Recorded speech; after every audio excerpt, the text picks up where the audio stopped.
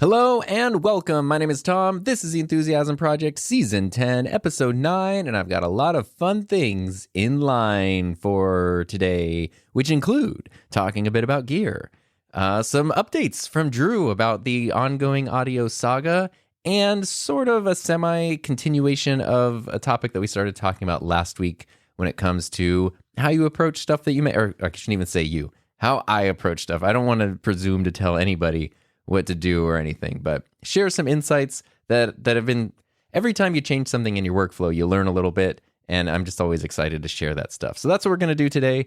Before we jump into any of that though, time to talk a little bit about gear, because I'm trying to sort of continue what I was working with last week. I'm using the Rodecaster Pro 2, and I am using the Shure SM7B. Last episode, I ended up using the Lewitt LCT 240, because it's a great microphone, but I originally had wanted to use the SM7B. I couldn't really get it. I was even trying to play around with using a FET head with it, and I just couldn't get it to sound how I wanted it to. And in the past week since recording that, I've actually talked to a few people who've sort of said the same thing, where they're like, I really want to love the SM7B, but they can't quite get it. And that's kind of how I feel. When I got my SM7B, I really did love it, and I used it kind of as my main mic for a long time, but then as I guess got other microphones, or maybe my taste changed or developed, I sort of stopped liking the way that it sounded so much, and then lately, I just cannot get it dialed into a way that I like. So what I have done, which I'm very curious, I've done some test recordings, I did this all yesterday, did a few test recordings, and now I want to use it on an episode and see how things sound. But what I did was I found a video that walked through specifically SM7B settings with the Rodecaster Pro 2. And the video was from a YouTube channel called Home Studio Pro, which is hosted by Brody Brazil. And Brody is awesome because he is I feel like he's my much cooler, brother that is, he's just a cooler version of everything that I want to do. Brody is a professional sports broadcaster for NBC. He mainly works in Northern California and covers the Oakland A's, which I guess could soon be the Vegas A's. But he also does San Jose Sharks hockey and stuff like that. And I found his channel because he has a channel under his own name, which is just his personal channel, where he does a lot of mic reviews. And he was one of the first people I saw who compared the Sennheiser MKH50 to the 416. And that was really kind of helpful when I was thinking about borrowing a 416 to compare to my MKH50.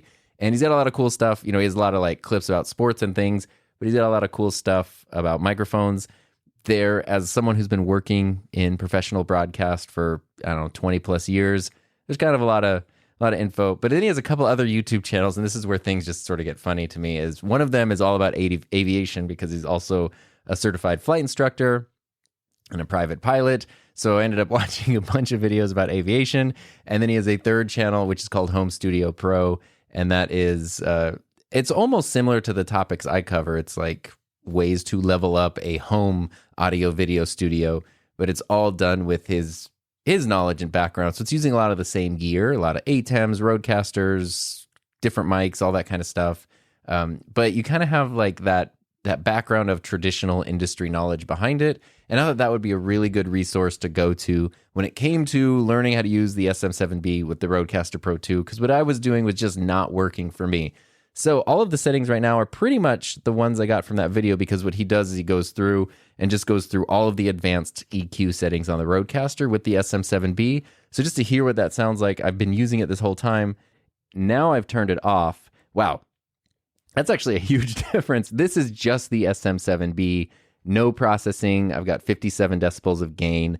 And this is what the SM7B sounds like, which is not I don't think this is the best sounding mic in the world, but I also don't think it's supposed to be at this point. This is supposed to be sort of flat and neutral and dull, because it's intended to be EQ'd. And I think that's something that I've sort of had to realize. I kind of thought, I guess, in the past, like if you just throw enough gain at it, it's going to sound good. But really, you do need to EQ it to your voice. So then if I turn on that preset that I made, this is without that. This is just the SM7B. And now this is with the preset and all the stuff turned on. It's a pretty different sound. It almost, I think, verges on a condenser-ish sound. I haven't done anything long form with this, so I'm curious to see like how that works and how it sounds. But I actually like it quite a bit. I didn't follow every single thing to the exact number in Brody's video, because you do have to adjust to your voice and your environment. But I was I started with all of his numbers, and then in a few places I just needed to tweak things for different voices. So I'll link to that video in the notes of this episode if you want to check it out, if you're trying to use an SM7B with a Rodecaster, or honestly, if you just want like a very detailed step-by-step walkthrough of all of the advanced EQ settings on the Rodecaster. He does a great job and sort of explains.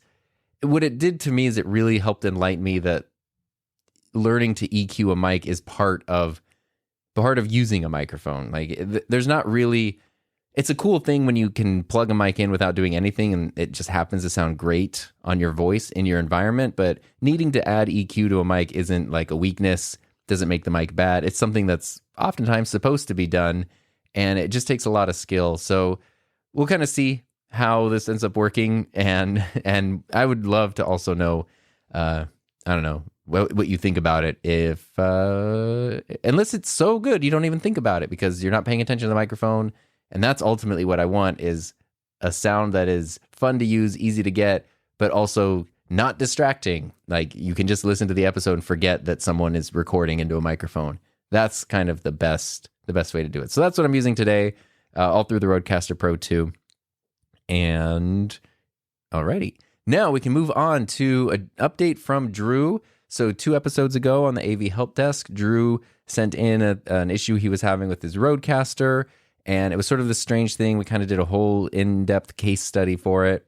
Then last week, some people had sent in some of their suggestions and some of their thoughts, even just saying like, hey, I had the same thing happen. I don't know what the solution is, but I'm just letting you know I had the same thing happen. And Drew has sent in sort of an update so that we can tell where he's at in his journey. So here's an update from Drew. Hey, Tom. Drew with Grimlock Media here. Finally getting back to you. It's been a pretty busy past couple of weeks, but I did want to get back to you and say thank you for all of your input on the issue that I was having.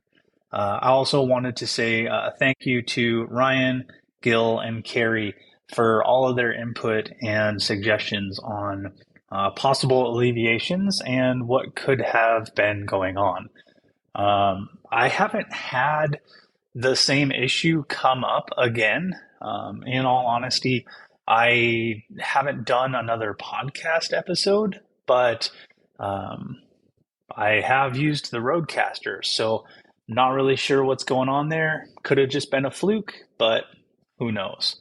I will definitely try and see if shutting the whole thing down and starting it back up could be a possible solution as well. So I didn't try that initially when I had the issue. So yeah, just wanted to tag in, say thank you, and let you all know that everything's been going great. Catch y'all later. Have a great day. All right. Thanks, Drew. And thanks again to everyone who sent in suggestions and help for Drew. I've really liked this sort of back and forth thing because it's just been kind of cool. You know, a lot of times recording a podcast is just me recording by myself, and then I send it out into the world and hope that somebody hears it and it's helpful. But it's kind of cool to, you know, it's really a cool dialogue between me and not just one other person, but then multiple people, and then those people dialoguing together. That's just awesome. Like, it's such a cool thing to be able to do via like the medium of podcasting. And so I really appreciate the update from Drew, the original question from Drew, and then all of the suggestions that people sent in to try to help out. Even if, you know, like like Drew hasn't had the issue again, but I think going through that case study and going through all those suggestions in the past episodes is helpful just for other people to sort of figure out how you might want to handle those situations. And maybe it can even help troubleshoot some issues that other people are having with their gear. These one-time like flukes are sometimes the scariest problems because it's easy to forget about them. Like it's such a relief when it doesn't happen again, but then it's so easy to forget about them that you don't think about it, everything works great, and then like 6 months later, the problem happens again. That's kind of what happened with my camera lens that I mentioned last week. My Sony 24mm 1.4 lens just randomly stopped working. Like the focus just completely died on it, both auto and manual. You cannot focus that lens at all anymore. And it makes no sense because it was completely fine one day and then broken the next day and nothing had changed. Like all that had changed, I turned the camera off, waited. Well, it was a Friday, and then on Monday, turned the camera on, and it didn't work anymore. And I do remember, though, like a year ago, I had a weird issue where the lens felt like it was sort of doing the same thing, but I just sort of detached it and reattached it to the camera, and it kind of kicked back in and started working. And I was like, that's weird. Oh, well, seems to be fine. And then like a year later, the whole thing just died. So I did just yesterday send that off to Sony to see what the deal is. Really hoping, I know it's out of warranty, but I'm hoping that it's still kind of some kind of manufacturer's defect that's covered under repair, because lens repairs are never cheap, and I'm really hoping that I don't have to pay a ton of money to get that lens fixed, but we will see. So let's then move on now to the topic of today's show, which is the idea of respecting your work. And I don't know how else to describe this. That title to me sounds almost like a hustle culture thing of like, yo, bro, you got to respect your work and rise and grind and get that bread, dough, etc. This is something that has been in my head for a number of years now based on a mistake that I made a number of years ago. And it's something that's always kind of since then been in my mind and recently has really popped up again in kind of a cool way. And so I'd like to give a little bit of context, explain that, share my thoughts on it, and maybe it'll be interesting or helpful. So ultimately, where the idea started was with the very first sponsored video I ever did on my channel, which was just about 4 years ago. It was the fall of 2019. I did a sponsored video for Epidemic Sound, and I had used Epidemic Sound for a year or two at that point, just as a customer, and they reached out and wanted to do something sponsored. It wasn't, I don't think, the first time I had been asked to do a sponsored thing, but it was like the first time a reputable company had reached out and something that I use. So it was, I was already a customer. That made sense. And I didn't have like the ethics statement at the time. I had all those ideas mushed around in my head, but I didn't have like that clear process. I had never done anything like this before. And I'm glad that the people at Epidemic were great. Like they didn't try to pull anything weird. I think my channel had somewhere between 5,000 and 6,000 subscribers at the time, just for reference. And the fee for the video was $250, which is very low. I wouldn't do a sponsored video for $250 now. I probably shouldn't have done a video with a 5,000 plus subscriber channel. Shouldn't have done a $250 video at the time, especially because part of the agreement was that the video had to stay up for at least a year, which it's still there. Like I like the video. I didn't like want to take it down or anything.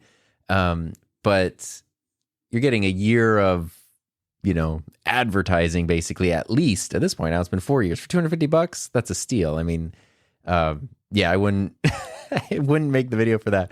And I knew that was low at the time, but it was also my first time. And so what I had told them was, okay, I'll do the video for this price, but this is my first time. And so I only want to do it if you're comfortable, like literally walking me through the entire process, answering all of my dumb questions, like really holding my hand through this whole thing.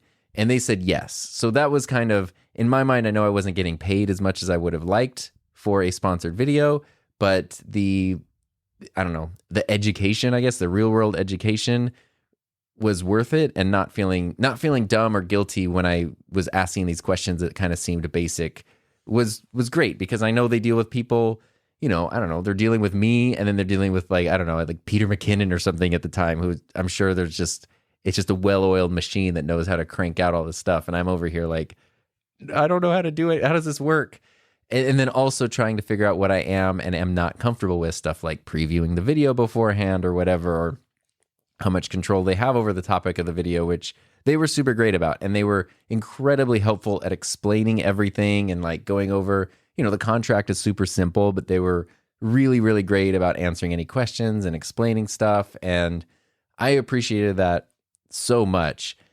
And that was actually also where I first really learned the need of forming an LLC for my channel, because when it came time to pay the $250, they were like, we can't just send this money, especially because they're not even US based. They just couldn't send it to like a random individual. It's kind of like for tax purposes and all this other complicated stuff I didn't understand. They're like, we need like a business ID, or we need to send this to a business entity. And I was like, oh, really? And I had been so confused because at that time, Epidemic especially was doing so many sponsored things on so many channels of all different sizes. And I remember asking, like, you mean to tell me every time I see an Epidemic a sponsored video from Epidemic and even like a very casual looking vlog, that person has an LLC or some kind of company set up to take money? And they were like, yes, they do. And then I even reached out and asked some people, and they said, yeah, a lot of people had, maybe they already had their own, like they do wedding videos, and so they already had a company set up for that, or some kind of other design product. They already sort of had something set up, and they were just folding their YouTube channels into that. But yes, everybody already had something, and I had nothing, and I had no idea. And so that was the first time where it was like, oh, I actually need to put something together to make this, if this is something that could potentially be a source of revenue and income, not knowing at the time that it could also eventually be a full-time job, it needs to be set up in a way to handle that. And that was a pretty big learning experience. So I'm actually really, really grateful to everybody at Epidemic for, spending like a month walking me through everything. And then the video itself was pretty simple. Like they, it's kind of just break down some plans and some features, talk about royalty-free music, which was something I was already doing anyway. And then specifically with Epidemic, I was already planning to make a video talking about how to use stems, because they're like the one service that I'm aware of where you can not only download a song, but you can download the individual tracks for a song. And then it's great because every song could then be instrumental if you don't want the vocals, or if there's something weird in the background, you can take it out. Like a lot of songs will have, maybe it's a really cool beat, but then they have something like a trumpet or a keyboard that's sort of like very distracting, especially if you want to use it as a background song in a video. And you can just take that track out and it's not a problem anymore, which is really cool. So it makes it super easy to mix stuff together, edit it together, and kind of customize everything in a way. And so the video just sort of talks about that, talks about like, oh, like here's sort of some options on Epidemic. Here's some cool tools. Here's how to sort of find music. And yeah, this is totally a fine video. Like there's nothing wrong with the video. But especially because I didn't have the ethics statement, I remember just sort of, it's almost like packing for a trip mentally versus having an actual like checklist. And you're just sort of, you're leaving now on your trip and you're just sort of thinking like, I think I covered everything. Did I get everything? I think I got it. Whereas if you had an actual list that you could check off each thing that you needed, by the time you're done, you have everything you need.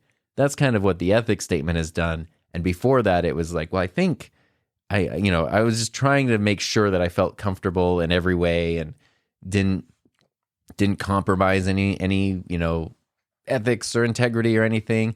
And it was scary because it's also the first time I had done anything sponsored. And I know I think for a lot of people, they're really excited when they say like, this video is sponsored by blah, blah, blah. And I was like terrified because we've talked about this so many times before, the baggage that can come along with that. And I was like, is this a turning point? Would this be a turning point now where the relationship that I built up with this audience on YouTube over the past 2 years at the time, is this going to be something that compromises that? Because now they're going to be questioning, objectivity and all that kind of stuff, which was scary at the time. And no one really teaches you how to do that or handle it. So anyway, I published that video on a Thursday like normal. And that was late 2019. So it was about 5 months after I had started scheduling videos in advance. I had, 3 or 4 videos scheduled. This one came out, we had agreed upon a date to put it out, which was kind of just like the next the next upload date after the video was finished. I pushed the video out and it was fine. I don't remember like analytics or anything on it, but I remember it was fine. Nobody said anything about the sponsorship. Like people just talked about, either the topic of the video, and I think a couple of people said, "Oh, hey, congrats on, getting a sponsored video. I haven't seen that from you before. Good for you." Like that is literally it. Like it was completely fine. But I panicked because I just felt like, I don't know, I just freaked out. And there's definitely a reason that I didn't do another sponsored video for like 2 years after that, because I just didn't, I felt like I had messed something up somehow, even though everything was fine. And so what I did in just sort of my insecurity and my panic was that video came out on a Thursday. The very next day on Friday, I just published the next video that I had originally scheduled for the next week. And I was like, okay, that way nobody can be upset because they'll get this video, which is sponsored, but then they'll still get a normal, not sponsored, normal quote unquote video on the next day. And that way everybody will be happy. And again, nobody was looking at it from that point of view, and nobody was putting that kind of pressure on it except for me. And what ended up happening was that caused a lot more harm than good, because publishing a video, I don't know, I mean, I'm sure YouTube would argue this, but in my case, as a channel at the time that had a very consistent upload schedule, publishing a video right away afterwards sort of, I think, did hurt the first one that I published. I think if you publish a video and it immediately takes off and becomes like one of the most popular videos at the time, you could probably publish more videos and it wouldn't cause a problem. But if you have a video and it's just sort of performing average and then your channel uploads a new video, I think YouTube sort of switches over and starts focusing on that newer upload rather than the other one. So it's almost like I cut that one off at the knees and didn't give it the chance to do everything that it could. And then this other video came out, which then didn't have like, I don't want to say the infrastructure behind it, but normally I might share a thing on, I don't know, Instagram or something about a new video that came out, or I might talk about it a little bit, and it just sort of like, bloop, like just sort of popped out, surprise. And then that meant that I had also then taken a video out of my schedule, out of my savings account, which I had worked really hard on. And so what I ended up feeling like, I remember that night, I felt like the only way I could describe it was that I had been very disrespectful to my work and to myself, because all of those videos I put a lot of time into, a lot of effort into. There was, a strategy behind them, a plan behind them. I had worked so hard to build up the backlog of videos, to schedule in advance. And just because I got a little nervous and freaked out, I sort of disrespected 2 projects, 2 videos, disrespected my time by then now I have to work hard again to build back up my schedule, my backlog to what it used to be. And it just felt, it was a really yucky feeling is kind of the only way I can describe it. It was just so disrespectful to the work that I had created and the time that I had put into it. And so I learned, I'm glad that happened because it's a learning experience. I learned not to do that. From that time on, there were times where maybe I did want to publish a video, 2 videos in 2 days or something like that, which is totally fine if I'm doing that because I want to, and it's not a knee-jerk reaction to try to fix a problem that didn't actually even exist and isn't going to cause any other problems going forward. So that the idea of I did something, I think we're used to the idea that someone could be disrespectful to you, but the idea of being disrespectful to yourself was sort of different to me, and especially to your work and your time. And so that idea really, really stuck with me. And it's always just sort of been in the back of my head ever since then. It's just the idea of I'm spending my time, I'm spending my energy on this stuff, and I want to make sure that I am respectful of that. I'm respectful to myself and to my past self for all the time and energy put into something. Now, that idea has popped up again recently because, like I talked about last week, I am experimenting with moving away from a standard upload schedule, which again is not to say that having a standard, an upload schedule is a bad thing. Just because it's something I've chosen to step away from for the time being is not like a judgment on anything else. It's just what seems to be the right thing to do for me and my channel at this given point in time. Having a schedule, I think, was also the right thing to do for a long time as well. So you got to figure out what works for you. But this past week, it was a little scary because it was the first time I didn't do that. I finished my video about the Rodecaster Duo and published that, I think, on a Tuesday. And then Thursday came around and nothing happened. Still at the time I'm recording this video, nothing has happened. And I actually don't even know what's going to happen by next week. I don't know if there's going to be a video next week. I kind of don't think there's going to be because I'm working on one and I'm really excited about it, but I don't think I could possibly finish it. I do have still one video that is finished that's ready to go, but I'm just going to sort of trust my gut on when it feels right to share that. And it did feel good overall. So it was kind of weird because what happened, I'm having so many thoughts. Let me go back and sort of explain some of these thoughts here. It's less about the weekly schedule. And in my case, it was more about running on autopilot because what had sort of happened was because I had built this system over the years where it was like, do these things at these times, work in this way, and you will end up with a video by the time that you need one. And then you will always sort of have this backlog of 3 to 4 videos. Like you just sort of will keep this beast going. It's just a recipe and you just kind of keep doing the thing. You keep getting the same result. And that worked. But a thing that I kind of learned this week was, hey, maybe in a weird way, not because it was an upload schedule, but because it was something that I was starting to do on autopilot, maybe that was being disrespectful to work that I was doing, because each video that I was working on, each thing that I was putting time and thought and care into was sort of just becoming like a thing on a conveyor belt, like it was just like a factory and like, here's the next thing coming out. Okay, pack and send it, versus like, let me sit here and look at this. Like, what is this thing that I have made? What should I do with this thing that I have made? What does it need? Like when I was a teacher, differentiated instruction is such a big thing, which means it's also a huge ask when you have a class of like 50 kids, but you have your classroom of 50 students and not everyone is going to pick up on everything in the exact same way. And so understanding that different students need different things in order to like understand stuff or be successful or just not be miserable is important. And so that's differentiating. And you look at each student, ideally you look at each student and you figure out what they need in order to be as successful as possible. And it's like, well, why not also do that with the videos that I'm making? Instead of just smashing each video through this machine, almost like those Play-Doh things, where you just put the Play-Doh through and then push it down and you get the spaghetti or the star or whatever. Like instead of just doing that, let's see what it is before I smash it through the Play-Doh spaghetti machine. And so like with the Rodecaster video, I finished it. I actually finished it on Monday. Yeah, I finished it on Monday. Finished editing and everything. But the last thing I had to do was captions, which for a 30-minute video that has a million specific product names in it, takes a very long time and is a little bit of a nightmare. So I was like, I'm going to do those on Tuesday. So the video was done and it was just sort of sitting there and it wasn't uploaded or scheduled or anything. It was just done. Then the next day, it's like, okay, I'm going to work on the captions. I got the captions done.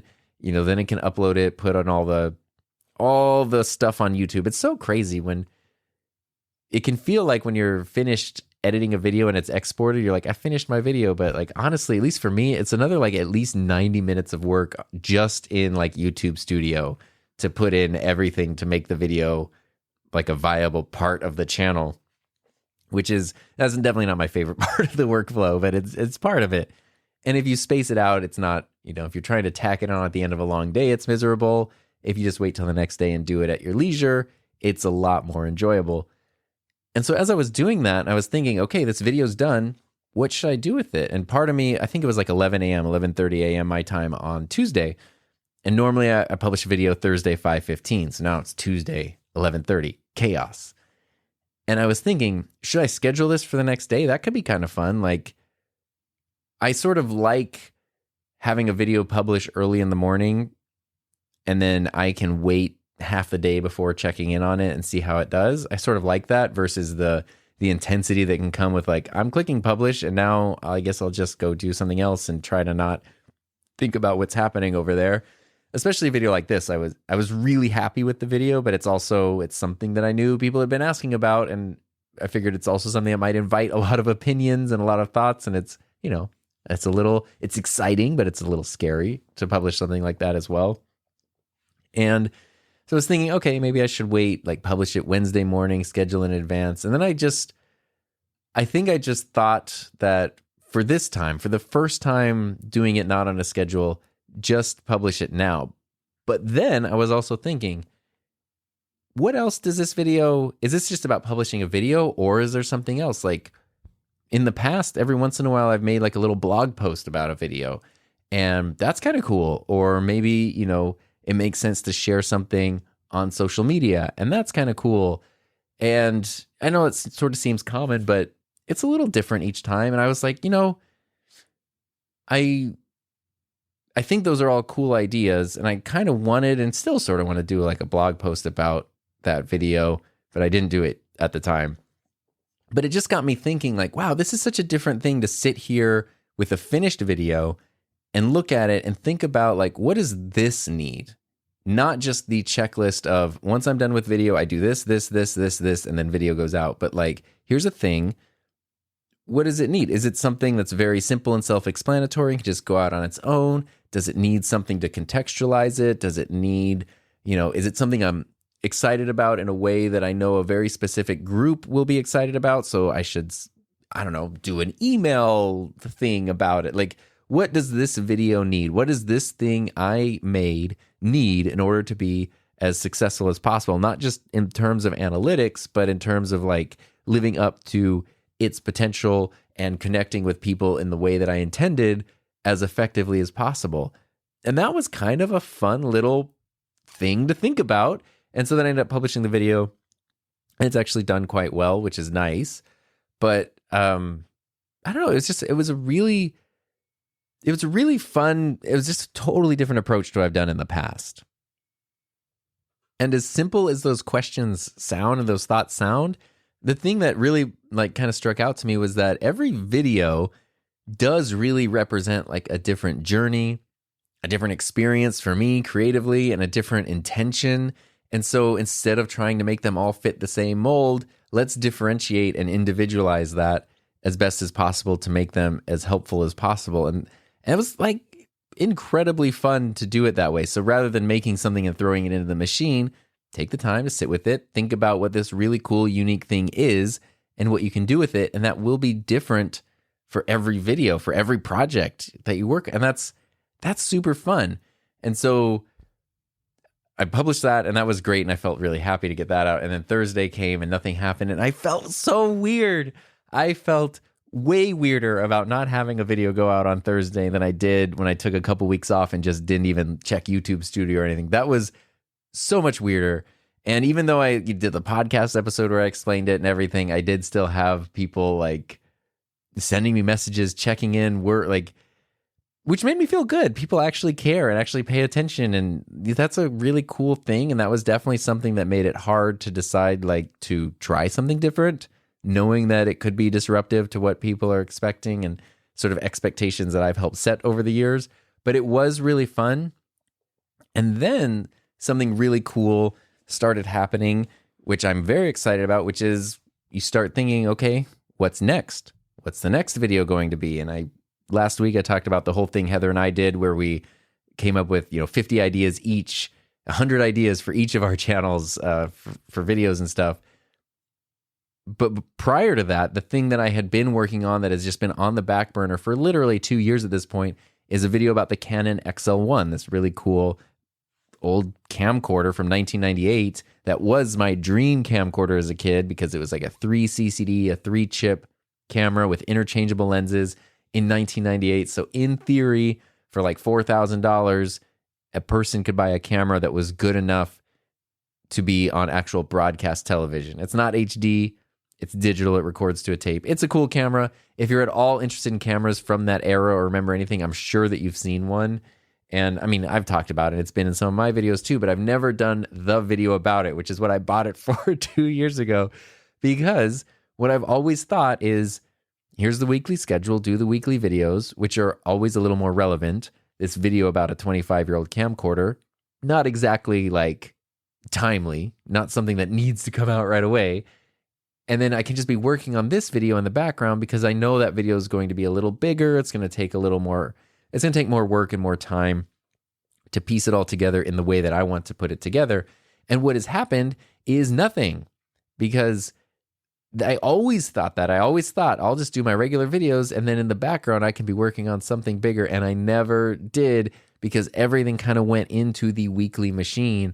And that was where I was really starting to feel limited by that. And then sometimes I would take ideas that I thought could be really cool, fun ideas, but they would get maybe even a little bit condensed and shortened and not be as good as they could possibly be, because they were being made to fit this arbitrary deadline versus just be the best thing that it can be, take however long you want to take to make it. And I don't know. I mean, the Rodecaster Duo video, it doesn't surprise me that that's doing well in comparison to most of the videos I do on my channel, because it is a relevant thing. It's timely, it's interesting, it's very much on topic for my channel. It's something I know people had questions about. But what if, instead of stressing myself out to feed this machine, to pump out videos that don't get the attention they deserve, that then don't even, I hate to say perform, because I know that's not what it's about, but what if there are fewer videos, but each one is like this thing that actually has a life and a personality and really does help sort of build the channel in a really cool way. And I don't know, I'm hoping that that's something that will happen. And so with the XL1 video, I've spent the past week or so working on an outline that I finally finished the outline of yesterday, because it's sort of a mix of my own thoughts and experiences, but also a lot of historical context and things. So to like search up weird facts and price points on cameras from the 90s, which is sort of difficult sometimes. It's really fun. And it's been fun. I've outlined videos, I've written videos many times, but to sit here and go, I'm going to focus on the writing phase of this video, and to really feel like I'm writing the video, and it's going to take as long as it takes. And I still need to do like several different passes through this before I can then turn the outline into something that's a little more, not quite a storyboard, but almost something like I don't know if you call it a shooting script, where I know what's going to be on camera, what's going to be off camera, what different, I don't want this potentially long video to just be one spot of me just sitting at a desk talking for, I don't know, an hour. I would like it to be a little more dynamic and a little more interesting. So when are we changing locations? When do I want to change music? Let's let's build all those things into it, which I've done a few times on videos in the past. Like the one I can think of that pops to mind is my Why Aren't Camcorders More Popular video. It's something that I did the same process with, but I was able to do that process because I outlined it when I was sick with COVID at the end of last year. So I couldn't do anything else but just sit with the laptop. I couldn't do any actual production. And so I spent so much more time on the pre-production, which ended up making a way better video in the end. And I did it last year too with the Blue Yeti video. Why is the Blue Yeti really that bad? And that was, is trying to really answer this question and be delicate about this thing that people have a lot of strong opinions on. And all of those things are videos that I remember having a ton of fun making, spending a lot more time on the pre-production phase, and people really liked them. Like the videos did well, not just by YouTube standards, but by people still to this day leave comments on those videos that are sharing their thoughts, just saying that they liked it, whatever it might be. Like it's really positive experiences. So why not take the time to do something like that instead of just, oh my God, I need to make something because a deadline that I gave myself is approaching. And so the Canon XL1 video is that. I do still have the guilt though of not making anything, potentially not having anything to make or to share for more than a week, because I've never done that. I have never done that since starting my YouTube channel. And I think something that I've done, I've come up with sort of counteract that fear, is to sort of share the process of making the video a little bit more. So a lot of people I support on Patreon kind of do this. One of them is actually a lot of people do this. I'm thinking of people like Luke Towan, who's a scale model builder. He's amazing. I'm thinking of Cathode Ray Dude, who covers a lot of, not unlike the XL1, covers a lot of kind of old retro tech and gear and obscure gear and stuff like that. And a few other channels that I support. They sort of share their whole process. And it's really cool because they don't just go like, oh, here's a new video, you should watch it. But they will make a post that says like, here's a video I'm working on. This is what's coming up next. And then depending on how long that video is and how long it takes to work on it, they might do updates along the way, especially Luke Towan, who does scale models. Like he'll share photos of, you watch the video's 30, 40 minutes long, and he makes this whole beautiful photorealistic scene, and it seems so quick and easy. And then you see the posts and you realize, oh, this was something that took, 8 weeks to build and put together and a ton of hours and a ton of time. It's cool to see how it progresses. It's cool to see them share like problems that they encounter and that they need to solve. And so I thought, what if I tried to do that with this XL1 video? What if I, shared a thing? Hey, this is what I'm going to be working on. This is where I'm at in the process. As I go through the process, share updates. It's a fun thing. Like it's a fun camera. There's some fun ideas I have. There's super fun visuals. What if we just share that and I can take, the people who want to go out of their way to support the channel, I can take them along the way on the ride to making the video. And then when the video's done, it's not even just this random thing like, why did this guy just make a video about a camera from 1998? To some people, to maybe I guess the majority of people on YouTube, it might feel that way. But there will at least be a core group of people who are like, oh, that's the thing. Yeah, I was totally following along the process of that. I think that might be really fun. And what I want to train my brain creatively to understand is that it's not about making something every week. Like that's not what the consistency is. It's about always working on something. And so, I don't know how long this video will take based on my schedule, based on what I want the video to be, how long it'll take to do that, and my upcoming schedule. I'm guessing there's 2 to 3 weeks left before the video is finished, which is kind of a long time. And that means there could potentially be 2 to 3 weeks with nothing uploaded to my channel, which is terrifying. But if what that means is, a great video comes out, because this video, the thing I didn't want for the XL1 video was for it to be like sort of like a neutered version of itself. Like, here's the idea I had, but because I have to finish it by this time, I cut out all these parts, I did all this, and it sort of just got cut down to just something which could still be sort of interesting and fun, but definitely not to the level that I know it could have been. And so from a creative standpoint, I'm actually finding this to be like super interesting, because even after making a lot of videos, I'm just making another video, but doing it in a slightly different way sort of changes the whole approach. And I think, I don't know, that maybe that's true for you too, right? Like if you've done anything a lot of times, even if you're trying to do that same thing, but you take a slightly different approach to it, the end result could end up being totally different, or the whole process and experience could be totally different.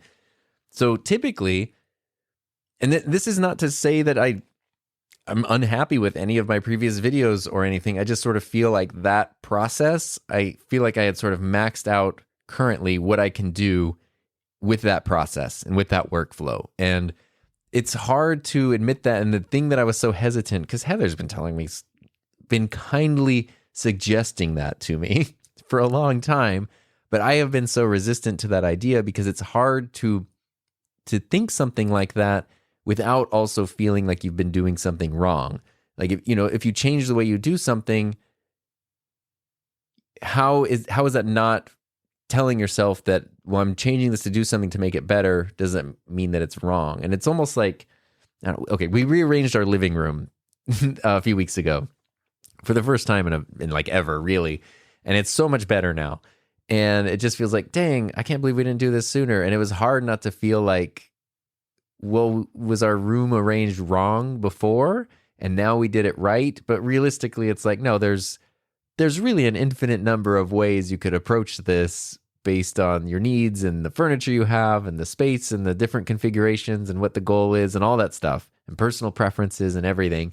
There are many correct ways to do something. And so the way I'd been doing things before was great.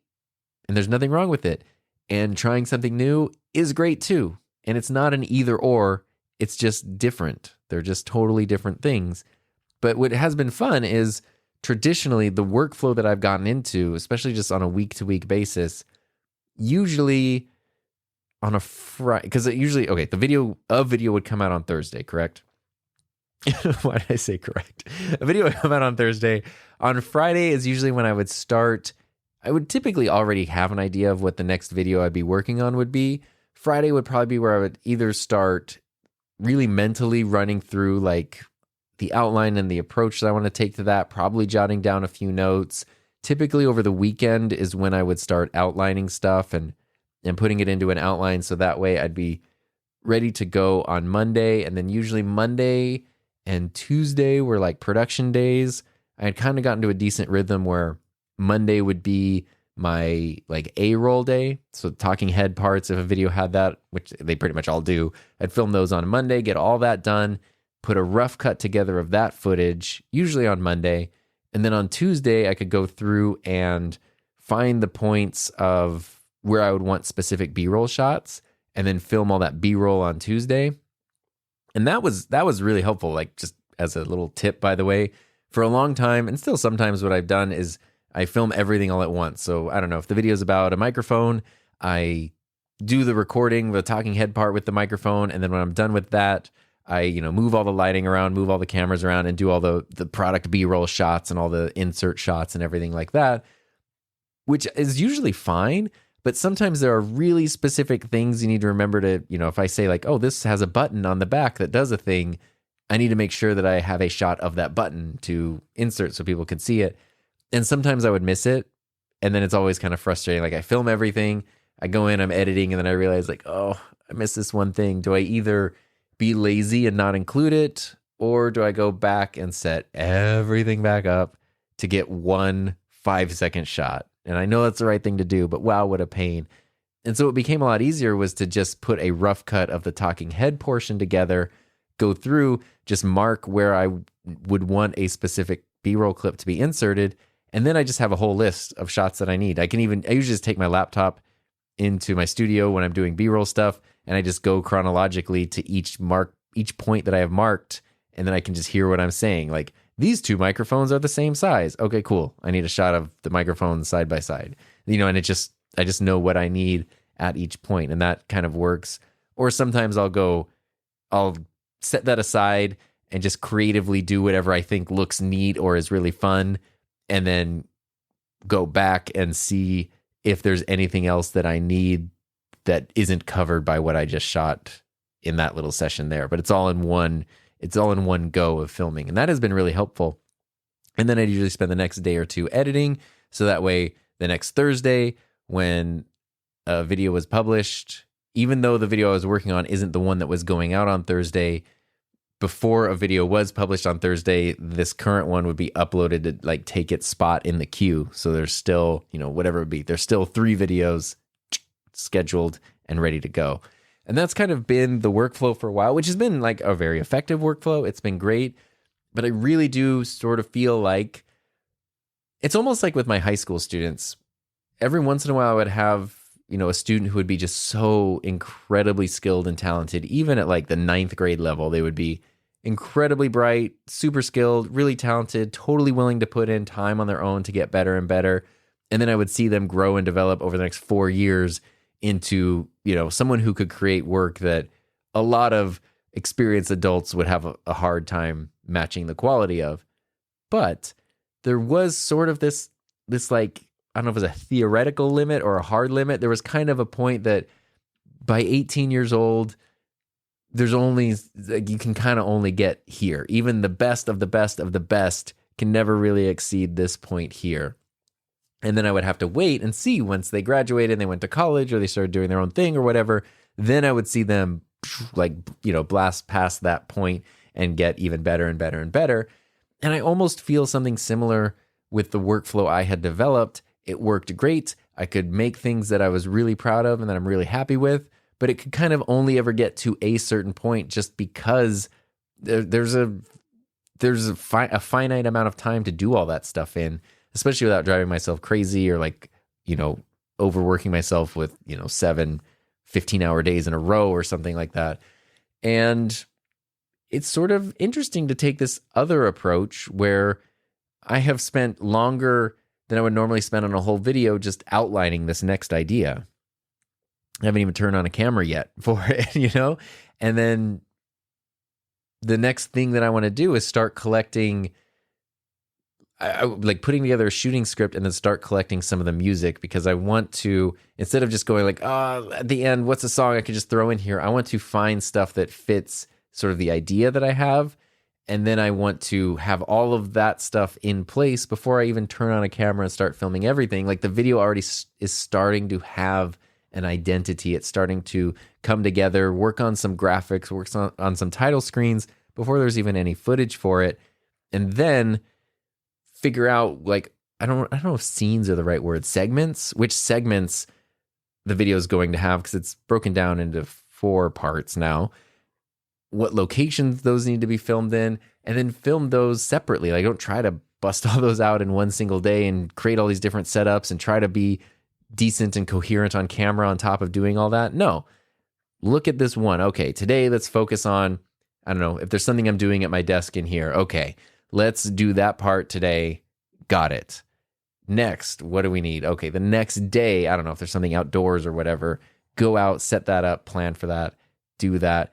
Take as much time as needed and then go back and add things in. I have been getting more comfortable lately adding stuff in during editing, especially just for voiceovers. Sometimes if I realize I sort of left out some context or forgot to mention something, or even just figured something out after I had filmed the video, just even if the audio doesn't match perfectly or it's not seamless or whatever, just adding in a voiceover, maybe adding in some B-roll clips or some footage to show what I'm talking about has been a super helpful thing. Like, not feeling that the video is finished just because I stopped pressing record or, press the record stop button.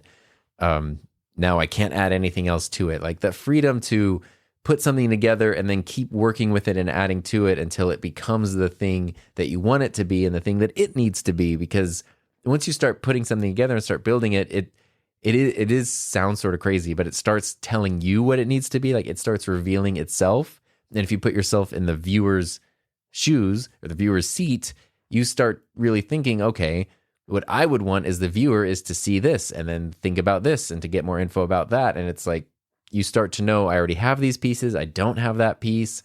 There's nothing wrong with just leaving a blank space in a video for a while. That's a holding point for like, oh, I need to make that. I need to record that, film that. And so I've done that before, but doing that with zero time crunch for this video, it's going to be awesome when this video comes out and it's terrible. I'm never even able to finish it or something. I feel like I could make a pretty decent video though. And especially with the time that I'm spending on it, it's just a totally different approach. And so I'm really excited to see what that result is. And yeah, I wanted to share that mainly to share it, because as always, I hope that's helpful, but to also address the idea that when you change something you've been doing for a long time, it doesn't mean what you've been doing is wrong. It just means maybe the best thing for you right now is something a little different, or you just even want to try it. Because I could do all of this and it could all crash and burn and I could be unhappy and everything could just be failing. And then it's like, you know what? Going back to that weekly thing, there might have been a reason. Maybe I rediscover the reason for that. And that's fine too. There's nothing wrong with renewing your vows with a workflow or whatever it might be. So that's kind of where I've been in this past week. It's been very, very interesting to try something new. And yeah, so we got 1 episode left this season. Next week, season 10 finale. I honestly not 100% sure what the topic is going to be, because I want to let that reveal itself over the next week. But if you have any questions or comments or anything that you want included in that season finale before we take a break before season 11, be sure to send those sometime this week. I usually record, if this is a little in the weeds now. I usually record on Fridays or Saturdays. So if this episode comes out on Monday and you're listening to it when it was released, try to send something probably before Thursday night. If you want to email me at tom@enthusiasmproject.com, or just go to himynameistom.com and check out the SpeakPipe link if you just want to record a quick message. And then I'll be sure to include that in the season finale next week. And then I've got something really fun that I'll be doing in between seasons that I'm actually quite excited about. And I think that'll be a really good time. And also, very curious to know what you think of the mic processing on the SM7B that I've been using today. If you liked it, or you just want to kind of know what it is, there is a link to that video in the show notes if you want to check that out. So thanks so much for listening. As always, I really appreciate it. And I hope you have a safe, happy, healthy rest of your week. And I will see you next time.